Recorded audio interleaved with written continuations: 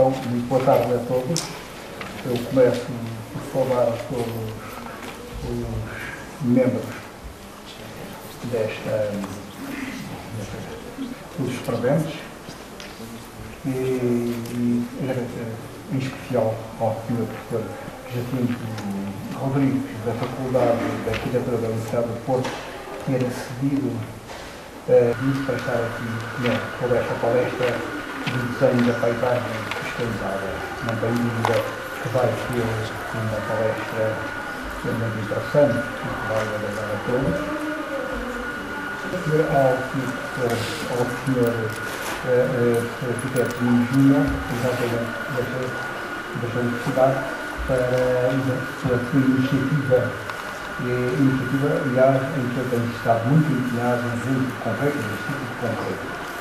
O professor Jacinto Rodrigues é licenciado em Filosofia pela Universidade do Porto, é mestre em Urbanismo pela Universidade de Paris, é doutorado pela Universidade Nova de Lisboa e agregado em Teoria da Arquitetura pela Faculdade de Arquitetura da Universidade do Porto. Mas é sobretudo uma referência internacional em ecologia urbana e em desenvolvimento ecologicamente sustentável. Portanto, eu vou passar a palavra ao arquiteto Júnior, que poderá acrescentar algo mais sobre os objetivos destes ciclo de conferências e sobre a personalidade do professor.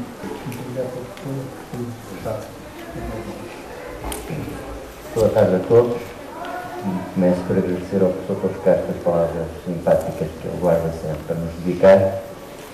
A vocês apresentam falta. Ao professor Jacinto Rodrigues, claro que a sua disponibilidade espantosa para estar sempre a divulgar as ideias que ele tanto gosta de divulgar, que é esta questão de termos um ambiente sustentável e uma paisagem ecologicamente equilibrada. Para além de todos os atributos que o professor Jacinto Rodrigues possui, que já foram aqui mencionados pelo professor Torres Castro, possui também uma produção teórica vasta, 8 livros, uma série de artigos constantes dos quais vocês têm conhecimento, em jornais, publicações diversas, congressos, colóquios, etc., televisão, entre outros, além de participação em eventos de caráter internacional, de mais diversos tipos. Isso dá-lhe também uma perspectiva e uma visão, de facto, alargada deste problema de paisagem sustentável, de uma paisagem ecologicamente equilibrada, e porque é que hoje devemos ter essa preocupação dominante. Sobretudo, uma preocupação dominante, aliás, eu vinha a falar com ele, com a percepção de que a ecologia não é uma ciência, mas sim uma filosofia. A ecologia é algo que nos obriga a direcionar as várias ciências, o pensamento multidisciplinar, numa postura perante os recursos que possuímos, a forma como os administramos e a forma como os reciclamos, reutilizamos e transformamos, no fundo, os resíduos em riqueza. Essa é que nós temos, e daí me parece interessante que o professor Jacinto Rodrigues tenha começado a divulgar e a lutar por este tipo de posturas e este tipo de ideias desde há muitos anos neste país, numa altura em que falar de ambiente na Faculdade de Arquitetura ou perante arquitetos seria, quando muito, ar-condicionado. Ou falar de bom ambiente ecológico seria falar de um jardim de Versalhes, uma coisa assim. Tudo que fosse, para além disso, seria uma postura anti-artística ou uma postura anti-arquitetónica, anti-vanguardista, etc.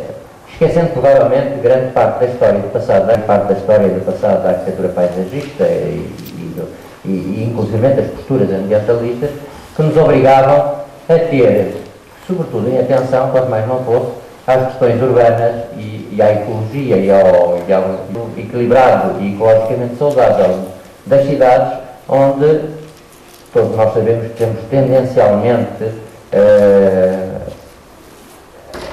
porque vamos tendencialmente acabar por viver, neste momento já vivemos 50 anos, em cidades, para não falar de situações de território onde vivem percentagens maiores que esta, e portanto interessa que o conhecimento multidisciplinar olhe para a cidade também como um ecossistema sustentável e saudável, uma vez que lá estamos praticamente o tempo todo, para não andarmos a correr quando em onde, para apanhar oxigênio fora da cidade, quando temos um feriado ou quando temos qualquer outra coisa do género.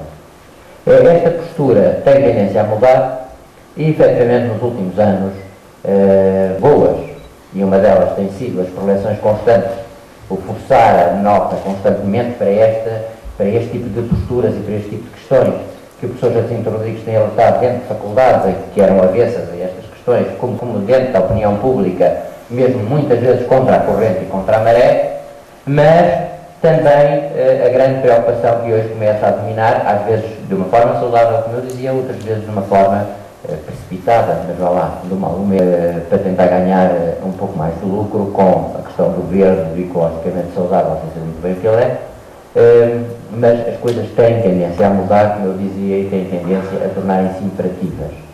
Não tarda muito, só dar a acabar, e portanto as coisas têm que mudar.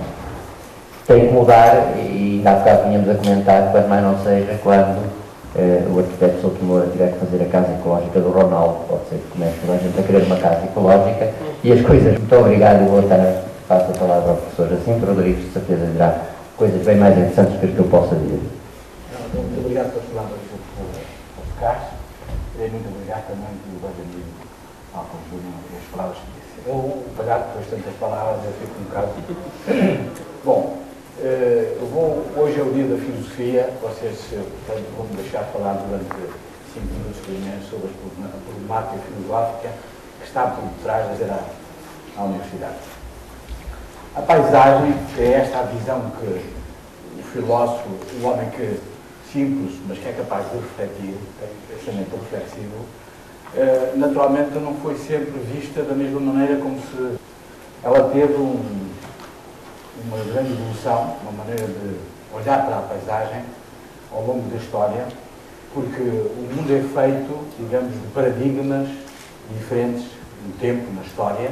Eu sou filho de um filósofo, Thomas Kuhn, que falou sobre essas questões, quer dizer, a humanidade tem, em determinados momentos da sua época, uma visão sobre as coisas.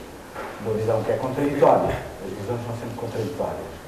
Mas, de uma forma geral, há uma hegemonia, e essa hegemonia faz com que nós olhamos para as coisas de um ponto de vista específico que tem a ver com o contexto em que nós vivemos. Portanto, o olhar a paisagem não foi sempre a mesma maneira de olhar a paisagem. Em primeiro lugar, se nós retomarmos o fim da história, podemos encontrar uma visão sobre a paisagem que é mágica. Todos aqueles que conhecem as paisagens marcadas por menires, sabem os nossos passados longínquos, a paisagem era uma coisa animada. Viviam no seio da terra, agentes vivos, forças elementares, salamandras, as ninfas, etc. Portanto, o mundo mágico olhava para uma forma estranha, que era a de tornar anímica, viva todo o processo em que nós nos banhávamos. Essa concepção de uma Gaia viva, tal como o James Lovelock atualmente também diz, que é preciso voltar um pouco ao olhar mágico do passado, isso era uma constante. Era, portanto, natural que os sítios sagrados, os locais com energia, os locais sem energia, tudo isso era uma constante. E quando olhávamos para a paisagem, o fundamental é essa procura desse contacto com essas belezas.